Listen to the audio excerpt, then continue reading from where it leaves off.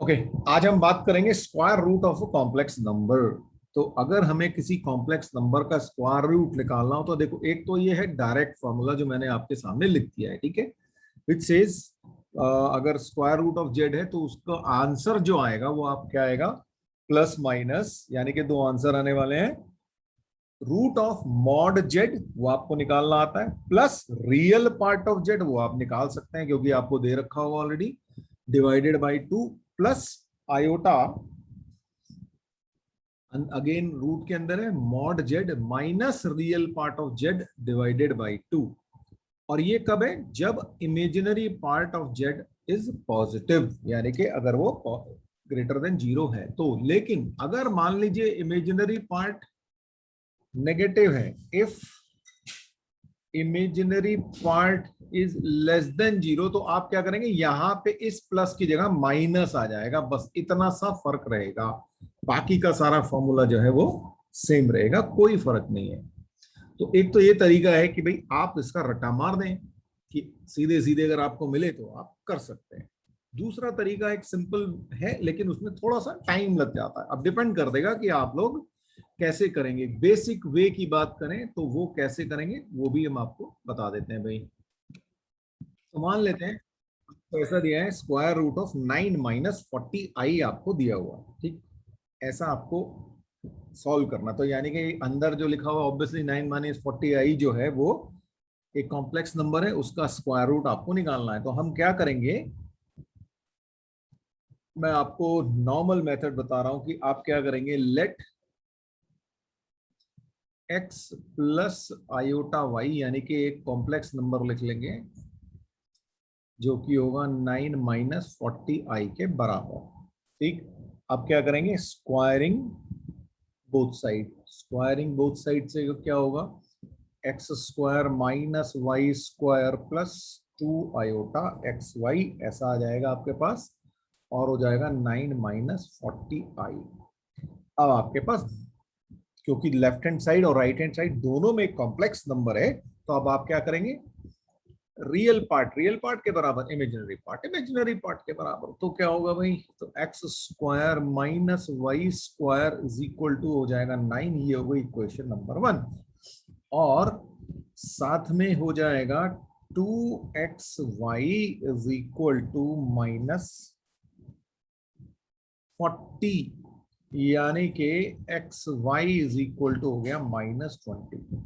ये हमारे पास दो इक्वेशंस आ गई। अब इन दो इक्वेशंस की हेल्प से हम x और y की वैल्यूज निकाल सकते हैं। तो क्या करें भाई, यहां से हम y की वैल्यू लिख लेते हैं, y is equal to -20/x, और इसको सब्स्टिट्यूट कर देते हैं इक्वेशन नंबर 1 में, ठीक है। तो यहां पे सब्स्टिट्यूट किया तो हमारे पास क्या आ जाएगा, एक्स स्क्वायर माइनस और -20/x whole square is equal to 9, that means X square minus 400/x square is equal to 9। थोड़ा सा और सिंप्लीफाई करें तो आ जाएगा x⁴ minus 9x square minus 400 equal to 0। अब इसको फैक्टराइज कर देते हैं, 400 के ऐसे दो फैक्टर की भाई आपको 9 मिल जाए, तो क्या किया जाए, ओके, तो कर देते हैं यहाँ पे, तो क्या बनेगा, x⁴ minus 25x square plus 16x square minus 400 equal to 0।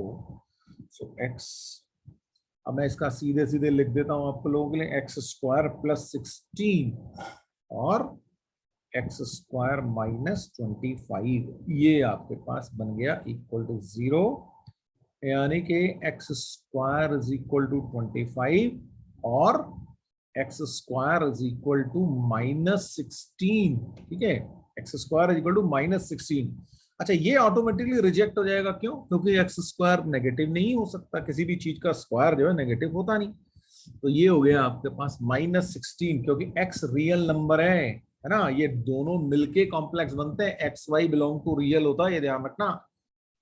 तो अब एक्स स्क्वायर इक्वल टू 25 आ गया, तो इसका मतलब ये हो गया कि x इज इक्वल टू ±5 हो गया, और जब x इज इक्वल टू 5 होगा तो हमारे पास y इज इक्वल टू कितना आ जाएगा, यहाँ पे 5 रखिए, इस इक्वेशन में रख देते हैं, तो x 5 रखेंगे तो y इज इक्वल टू -4 हो जाएगा, और x इज इक्वल टू -5 रखेंगे तो y इज इक्वल टू 4 हो जाएगा।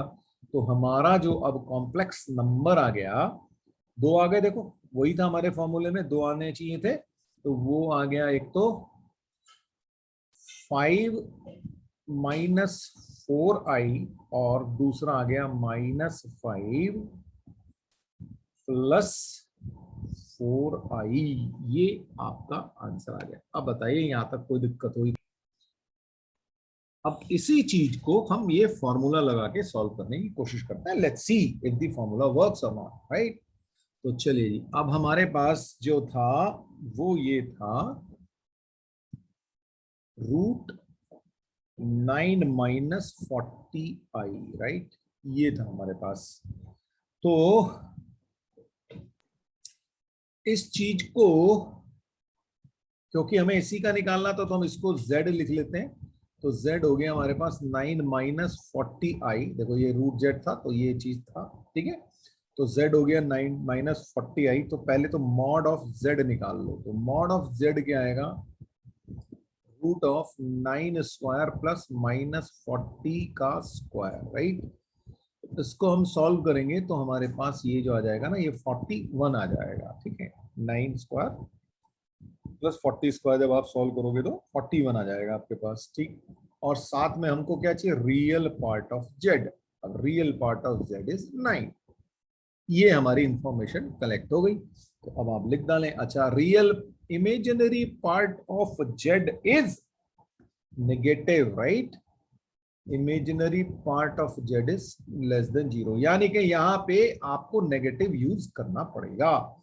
तो हमारा जो आंसर आने वाला है वो क्या आएगा, प्लस माइनस, फॉर्मूले में रखने की कोशिश कर रहा हूं, ठीक है। Mod Z is 41 plus real part of Z is 9 divided by 2, और यहाँ पे अब माइनस आएगा, आयोटा 41 - 9/2। चलिए जी सॉल्व करके देखते हैं क्या हमारे पास आंसर आया। तो 49/2 यानी के 7, ये हो गया हमारे पास 41 + 9 हो गया 50, 50 डिवाइडेड बाई 2 हो गया 25, 25 से बाहर आ गया 5, माइनस आयोटा 41 - 9 कितना हो गया, 30,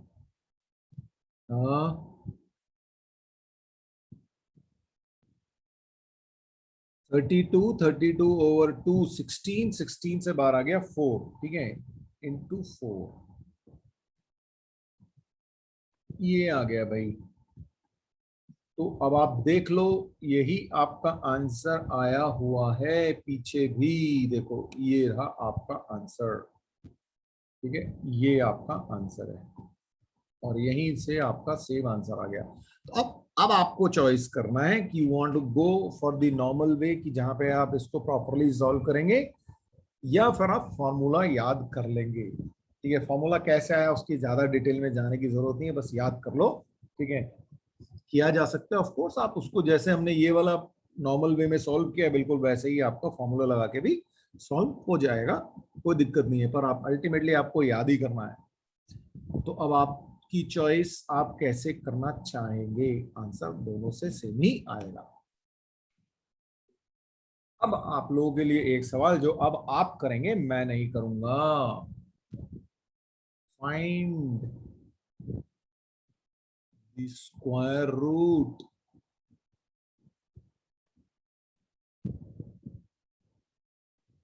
ऑफ 7 - 24i करिए जी, अब ये आप लोग करेंगे, I am not going to solve it for you. करिए, आप दोनों तरीकों से अभी कर लोगे तो फिर आपको टेंशन खत्म हो जाएगी, आपको पता चल जाएगी भाई कैसे चल रहा है काम। ठीक है जी, कर डालिए। बढ़िया, आप सबके सही आंसर आ गए हैं, है ना। जो थोड़ी बहुत गलती थी वो सुधर गई। तो हमारे पास क्या आ जाएगा, 4x इज इक्वल टू 4 और y इज इक्वल टू -3 और x इज इक्वल टू -4 और y इज इक्वल टू 3। ये आपके पास आंसर आ जाएगा जी। ठीक, बहुत बढ़िया। अब आप लोगों ने आई एम श्योर कि फॉर्मूला लगा के भी कर लिया होगा, क्योंकि तभी इंपॉर्टेंट है। चलिए फिर एक और करते हैं, है ना, एक और किया जाए। ये बड़ा बढ़िया सा है, find the square root of iota. यानी कि आपके पास रूट आई दिया हुआ है, बस तो उसका आप निकालेंगे। तो करेंगे क्या, आप इसको ऐसे लिख लेना भाई, 0 प्लस आयोटा। अब इसके बाद आप आंसर निकाल सकते हैं बड़े आराम से, करिए जा। ये मैं भी आपके लिए थोड़ा सा फॉर्मूला लगा के सॉल्व कर रहा हूँ, बाकी आप लोग कर ही रहे हैं ऑफ कोर्स। ठीक है, तो यहाँ पे हमको मिल गया मॉड जेड हो जाएगा 0 स्क्वायर प्लस 1 स्क्वायर यानी कि 1। और रियल पार्ट ऑफ जेड जो है वो 0 है, इमेजिनरी पार्ट ऑफ जेड जो है वो पॉजिटिव है। तो इसीलिए जो हमारा जो आंसर आएगा वो क्या आ जाएगा, root i will be equal to plus minus, ये तो बहुत ही आसान हो गया, मॉड जेड हो गया 1 प्लस 0/2 प्लस आयोटा 1 माइनस 0/2। ये तो बहुत बढ़िया हो गया, फटाफट से आ गया, है ना। तो plus minus 1/√2 plus iota into 1/√2। ये आपका आंसर आ गया। आप चाहें तो प्लस ये 1/√2 बाहर निकाल सकते हैं, ऐसी कोई टेंशन वाली बात नहीं है। तो ये भी आंसर देंगे तो चलेगा, ठीक है। आई एम श्योर अब आपको टेंशन नहीं होगी कभी भी square root of a complex number निकालने में। ओके जी, अब बात करते हैं representation of a complex number. आप कॉम्प्लेक्स नंबर को तीन तरीकों से रिप्रेजेंट कर सकते हो, एक है ज्योमेट्रिकल फॉर्म, एक है वेक्टर फॉर्म बेसिकली, और एक है ट्रिग्नोमेट्रिकल फॉर्म और पोलर फॉर्म। आपका जो वेक्टर फॉर्म है वो फिजिक्स में आपने देखा होगा थोड़ा सा, क्योंकि अभी फैक्टर आप जब पढ़ेंगे वो क्लास 12th में आएगा मेजरली, है ना। तो हम अभी फिलहाल जो बात करें वो ज्योमेट्रिकल फॉर्म की बात करेंगे और ट्रिग्नोमेट्रिकल फॉर्म या पोलर फॉर्म की बात करेंगे मेजरली। वेक्टर बाद में डिस्कस करेंगे। जैसे मैंने आपको कहा भी है कि वेक्टर में बहुत सारी ऐसी चीजें जो भी आपने क्योंकि पढ़ी नहीं है, तो वो हम उसको बाद में धीरे धीरे चीजें ऐड करते चलेंगे। उससे एक और फायदा होगा आपको, चीजों का रिवीजन भी बड़े आराम से हो जाएगा। ये ज्योमेट्रिकल फॉर्म थोड़ी सी आप ऑलरेडी देख चुके हो, है ना। हम क्या करेंगे, मान लीजिए हमारे पास यहाँ पे कोई एक कॉम्प्लेक्स नंबर है, तो हम क्या करेंगे इसको, और ये आपको पता ही आर्गन प्लेन है या गॉसियन प्लेन है ना, ठीक है। तो इसको हम ज्वाइन कर देंगे और लेट्स से हमने उसको यहाँ से ओरिजिन से ज्वाइन कर दिया, ये हमारा ज्वाइन हो गया, ठीक है। अब होता क्या है कि भाई आप जब भी इसको लेते हैं तो आप एंटी क्लॉकवाइज में ये एंगल ले लेते हैं, ठीक है। ये एंगल को बोलते हैं थीटा, और इसको हमने पॉइंट बोल दिया पी एक्स वाई, यानी कि एक्स प्लस आयोटा वाई लिखा हुआ है ना। ये तो आपको ध्यान आ गया होगा कि हम इस प्लेन में क्या करते हैं, एक्स ये जो हमारा था रियल, है ना, और ये होता है हमारा इमेजिनरी। ठीक है, तो हमारा जब कोई पॉइंट लिखते हैं तो वो एक्चुअली में कॉम्प्लेक्स नंबर को रिप्रेजेंट कर रहा होता है, ठीक है जी। और आपको ये भी पता है ये ओपी जो है ये है मॉड जेड। क्यों? क्योंकि ये अगर मैं यहां से ज्वाइन कर दूं, इसको m बोल दूं, तो ये जो है ये y है और ये x है, और ज्योमेट्री से आप देख सकते हैं कि भाई ये क्या होगा, root of X square plus Y square हो जाएगा, ठीक है ना। तो मॉड जेड जो होता है root of X square plus Y square होता है, ये आप ऑलरेडी जानते हैं, है ना। अब ये जो एंगल है ना, इसको हम कैसे लिखेंगे, ये एंगल भी निकल आएगा हमारा। एंगल क्या हो जाएगा, इमेज, अच्छा ये हो जाएगा y ओवर x, या हम इसको लिख सकते हैं imaginary part of z divided by real part of z, ठीक है। तो इस तरीके से हम tan थीटा जो है निकाल सकते हैं। ये बेसिकली एक तरीके से आपका ज्योमेट्रिकल रिप्रेजेंटेशन हो गया। बताइए कोई दिक्कत है यहां तक? अब देखिए जी, argument of a complex number, ठीक है। आर्गुमेंट क्या हो गया, बेसिकली वही जो आपने टेन थीटा सीखा वो हो गया, ठीक। लेकिन होता क्या है कि भाई आप किसी कॉम्प्लेक्स नंबर पे आप कई सारे चक्कर लगा के आ सकते हो। अब एक छोटा सा एग्जांपल ले लेते हैं, मान लेते हैं हमारा जो कॉम्प्लेक्स नंबर है वो है 1,√3, ठीक है। ये अगर हमारा कॉम्प्लेक्स नंबर है तो ये डिस्टेंस 1 है और ये डिस्टेंस √3 है हमारे पास, ठीक। तो इसका मतलब हमारे पास जो टेन थीटा हो जाएगा वो क्या हो जाएगा, √3, यानी कि theta is equal to 60 degree, या हम कह सकते हैं कि π/3, राइट। तो थीटा इज इक्वल टू π/3 हो गया। तो अब हम ये कहेंगे कि भाई आर्ग्यूमेंट ऑफ जेड जो है वो है भाई π/3। लेकिन होता क्या है, अब ये इसको मैं कई बार अप्रोच कर सकता हूँ। फॉर एग्जांपल मैं इसको यहां से घुमाऊं, फिर वापस आ गया, फिर एक और बार वापस आ गया, तो ऐसे में बहुत सारे चक्कर लगा लगा के इस पे पहुंच सकता हूँ, है ना। तो एक्चुअली में क्या होता है, फिर आर्ग्यूमेंट को अगर हम बात करेंगे तो उसमें हम क्या करते हैं, 2n पाई और जोड़ देते हैं, क्योंकि अब n की अलग अलग वैल्यूज के लिए आप भाई एक चक्कर लगाओगे तो 2 पाई और ऐड हो जाएगा, फिर से एक और चक्कर लगाओगे तो 4 पाई ऐड हो जाएगा, ठीक है ना। तो इसलिए जब आर्ग्यूमेंट की बात होती है तो हम क्या कहते हैं, भाई ये इस तरीके से है, ठीक है। या आप अगर थीटा है सिर्फ तो 2n पाई प्लस थीटा आपका जो है आर्गुमेंट हो जाएगा, ठीक है। तो आर्गुमेंट क्या हो गया, जनरल हो गया।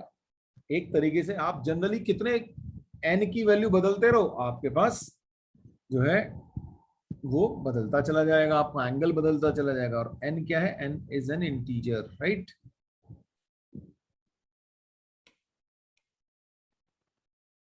ओके, अब बात करेंगे हम amplitude of a complex number, या इसको बोलते हैं प्रिंसिपल वैल्यू ऑफ आर्गुमेंट। अब होता क्या है कि भाई ये इतना जनरलाइज स्टेटमेंट देने में थोड़ी थोड़ी दिक्कत हो जाती है ना भाई।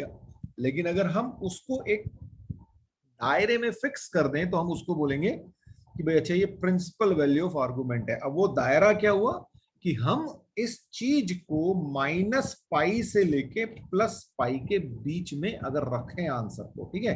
तो हमारा जो आर्गुमेंट का आंसर आया, अगर हम उसको -π से लेके +π के बीच में ही अगर आंसर दें तो उसको बोलेंगे amplitude of the complex number या principal value of the argument, ठीक है। तो आंसर क्या होगा, हमें किसी भी तरीके से कुछ ऐड करके कुछ सब्ट्रैक्ट करके हमें आंसर जो है -π और π के बीच में देना है। अब उसको मैं आपको एग्जांपल लूंगा, उसके थ्रू आपको बेटर समझ में आएगा।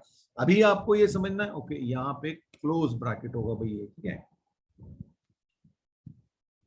यहाँ पे ओपन रखा है, यहाँ पे क्लोज रखा, ठीक है। किसी एक साइड में ओपन रख सकते हो, किसी एक साइड में क्लोज रख सकते हो, ठीक है। क्योंकि अगर आप वापस एक जगह पे पहुंच गए, अगर आपने उसको क्लोज रख दिया तो एक्चुअली में यही सेम ही जगह पे पहुंच जाते हो आप, ठीक।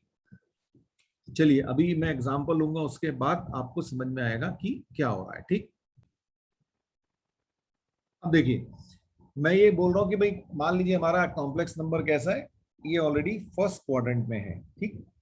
अब अगर हमारा कॉम्प्लेक्स नंबर फर्स्ट क्वाड्रेंट में, तो फिर तो कोई दिक्कत ही नहीं है भाई, हमारा जो ये थीटा होगा, ठीक है, ये तो यहाँ पे ये ऑलरेडी क्या होगा भाई, ये तो ऑलरेडी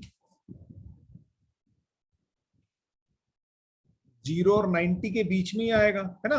तो हमारे को क्या चाहिए, माइनस पाई से पाई के बीच में चाहिए, तो वहां पे तो कोई टेंशन है ही नहीं। तो अगर मान लें, अगर हम इसको ऐसा करते हैं, अब यहाँ पे इस एंगल को जो है हम अल्फा बोलना शुरू कर देते हैं, ठीक है। इसको हम अल्फा बोलते हैं।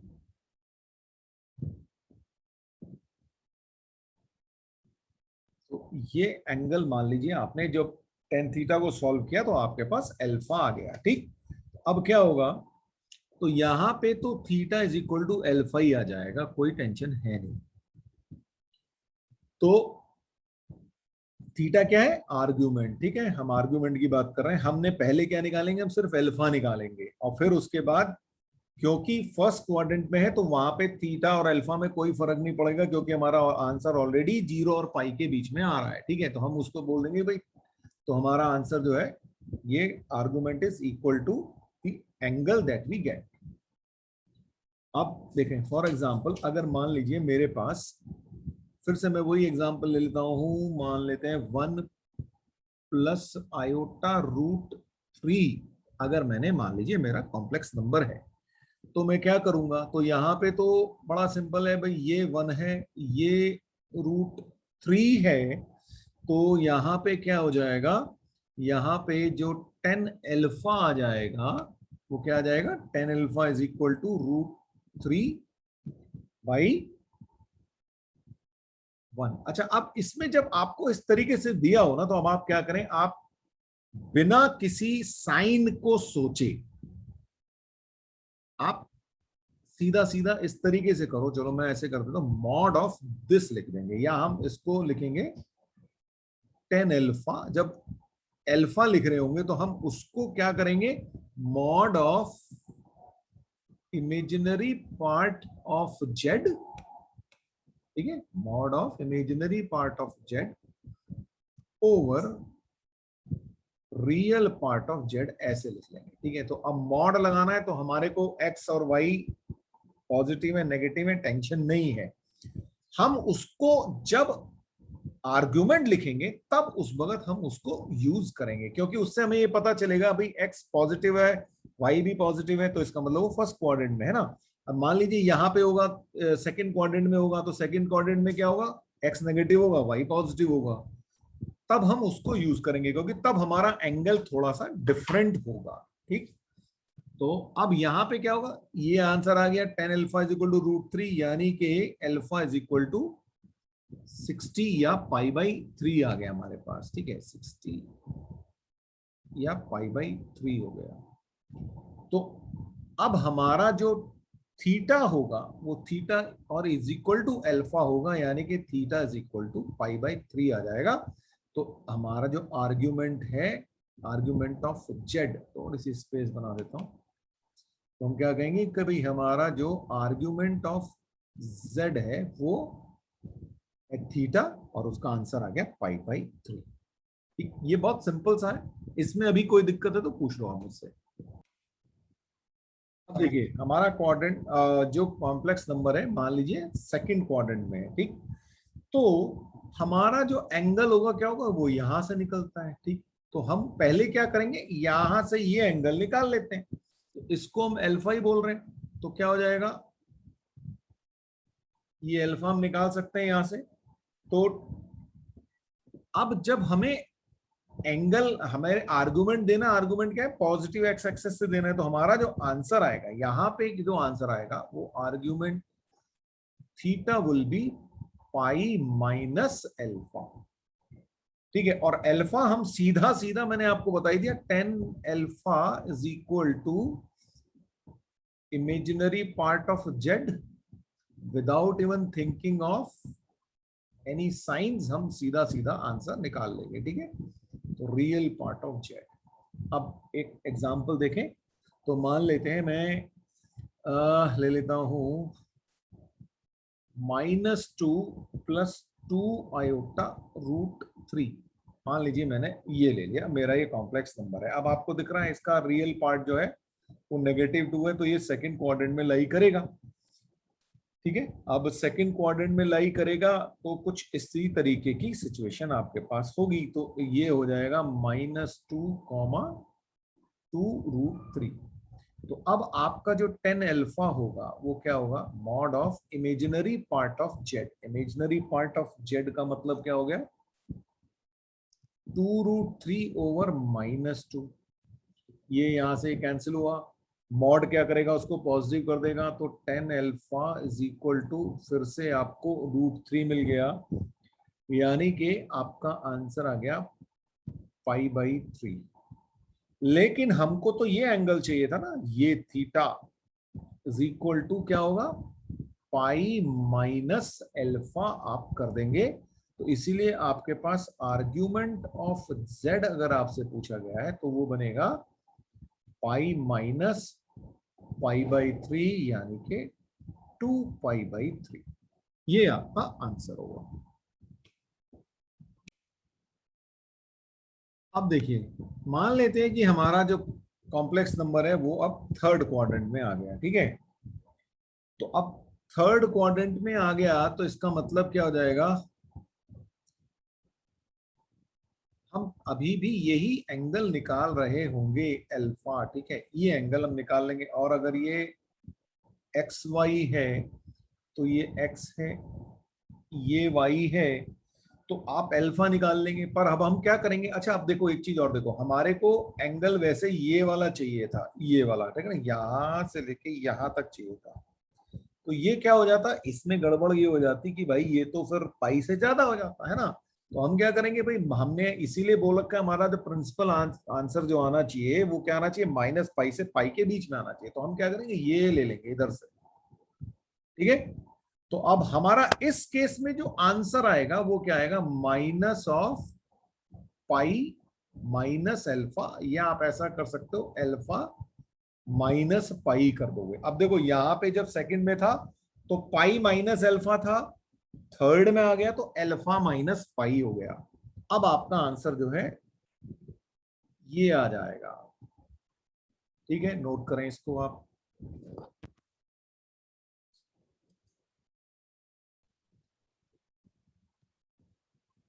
तो मान लेते हैं हमारा जो कॉम्प्लेक्स नंबर है वो कुछ ऐसा है, -√3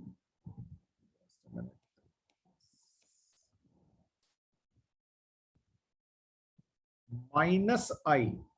ठीक, तो आपके पास सबसे पहले आप क्या निकाले होंगे, 10 अल्फा। तो 10 अल्फा, अगेन आप mod of imaginary of part of z over real part of z कर रहे होंगे। तो फिर से क्या आ जाएगा आपके पास, मॉड ऑफ -1 ओवर -√3, यानी कि 1/√3, यानी कि π/6। ठीक है, अब लेकिन आपको जब आर्ग्यूमेंट पूछा गया,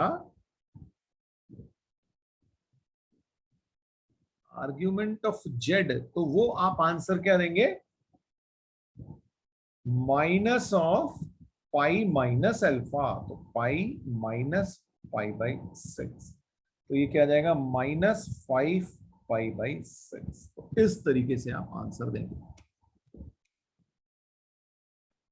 अब मान लेते हैं हमारा जो कॉम्प्लेक्स नंबर है वो फोर्थ क्वाड्रेंट में है, तो यहां पे होगा ये एक्स वाई होगा, यहाँ पे हम अल्फा निकाल लेंगे बेधड़क।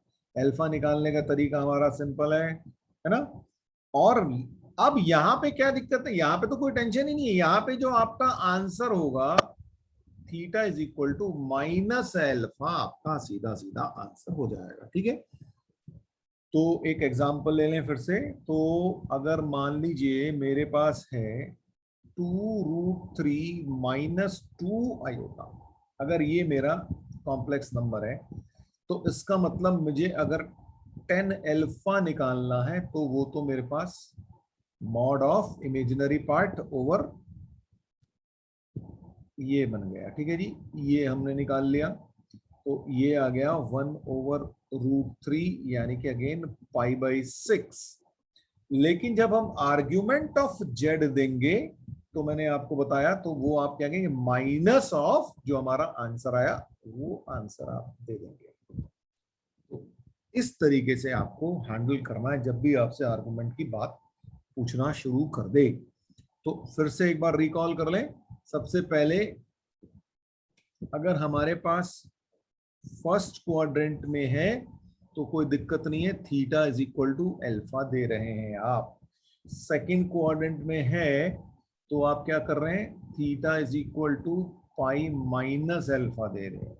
फोर्थ क्वाड्रेंट में है तो minus of pi minus alpha दे रहे हैं, और यहां पे है तो theta is equal to minus alpha दे रहे हैं, वेयर अल्फा आपका सीधा सीधा है, वेयर 10 अल्फा, आप 10 अल्फा निकाल लेते हैं और वहां से अल्फा निकाल लेते हैं। ठीक है ना, तो 10 alpha is equal to imaginary part of Z over real part of Z.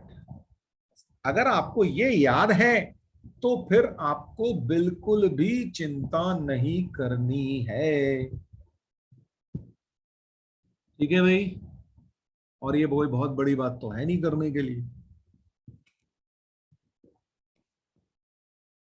अगर मान लीजिए अब आपको ये क्वेश्चन दे दिया, find the modulus and argument of the complex number 1 + i over 1 - i, तो आप सबसे पहले क्या करेंगे भाई, पहले तो आप इसको सिंप्लीफाई कर लेना। ठीक है, चलो मैं कर देता हूं कैसे करेंगे, चलिए शुरू करते हैं।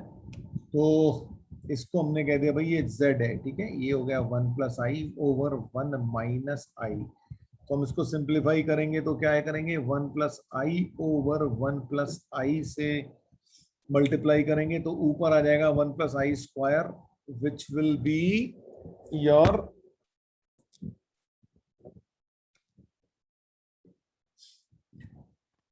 1 + 2i minus plus iota square divided by, और ये 1 + 1 हो जाएगा आपके पास। ठीक है, तो ये हो जाएगा, अच्छा आयोटा स्क्वायर -1 होता है तो ये इससे कैंसिल हो जाएगा, तो आपके पास बेसिकली 2i ओवर 2 आ जाएगा, यानी कि आयोटा। ठीक है, तो ये आयोटा आ गया आपके पास। तो अब इसको आप क्या लिख सकते हैं आप, तो आपका एक्चुअली में z क्या हो गया, 0 + आयोटा हो गया ना। अब 0 + आयोटा हो गया तो आपसे इसने एक चीज और पूछ ली है, तो मॉड्यूलस ऑफ जेड पूछ रहा है, तो वो तो आप निकाल ही सकते हैं भाई, 0² + 1² यानी कि 1 आ जाएगा। तो ये क्लियर हो गया। अच्छा आयोटा, अब आयोटा है तो ये कहां पे होता है, बोलिए। वैसे तो आपको फिगर से भी पता चलना चाहिए लोगरिथम, लेकिन अभी हम क्योंकि सिर्फ इसकी बात कर रहे हैं तो हम क्या करें, हमें कोई दिक्कत नहीं है, हम तो क्या करें जी 10 अल्फा निकाल लेते हैं। 10 अल्फा होता है imaginary part over real part, imaginary part 1/0।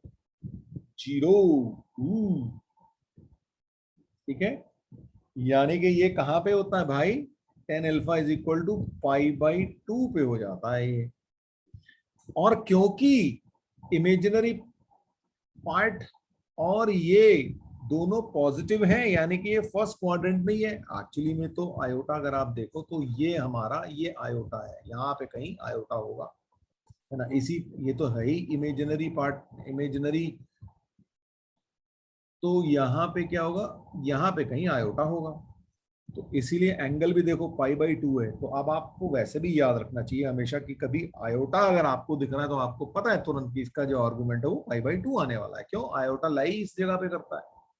तो और क्योंकि हमारा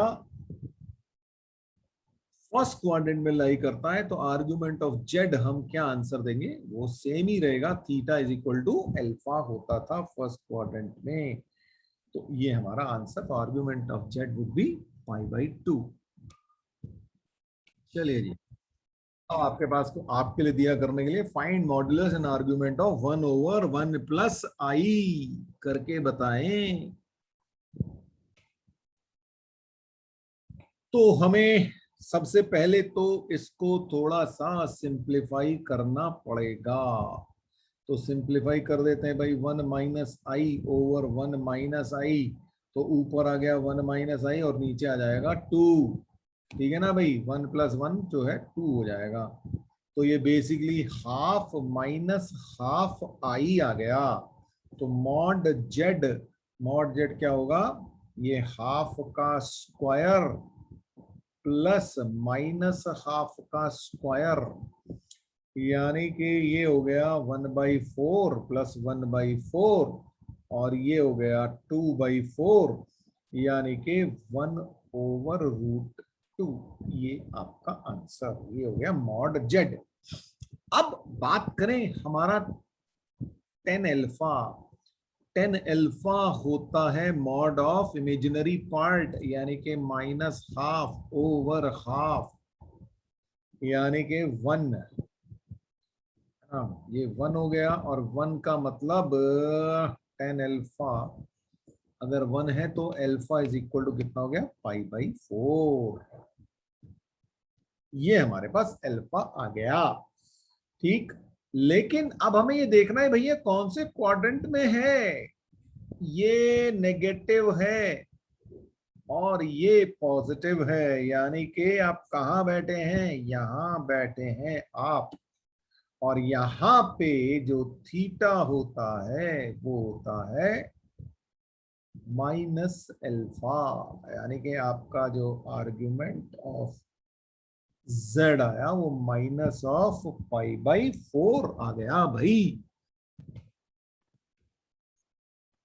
ये आपका क्वेश्चन है होमवर्क के लिए, find modulus and argument of -16/1 plus i/√3। Answer आपकी हेल्प के लिए लिखा हुआ है। और आज के लिए बस इतना ही। नेक्स्ट टाइम फिर से आगे बढ़ेंगे और कोशिश करेंगे कि भाई इसको खत्म कर दें फिलहाल के लिए, कॉम्प्लेक्स नंबर्स। तो चलिए, बाय बाय।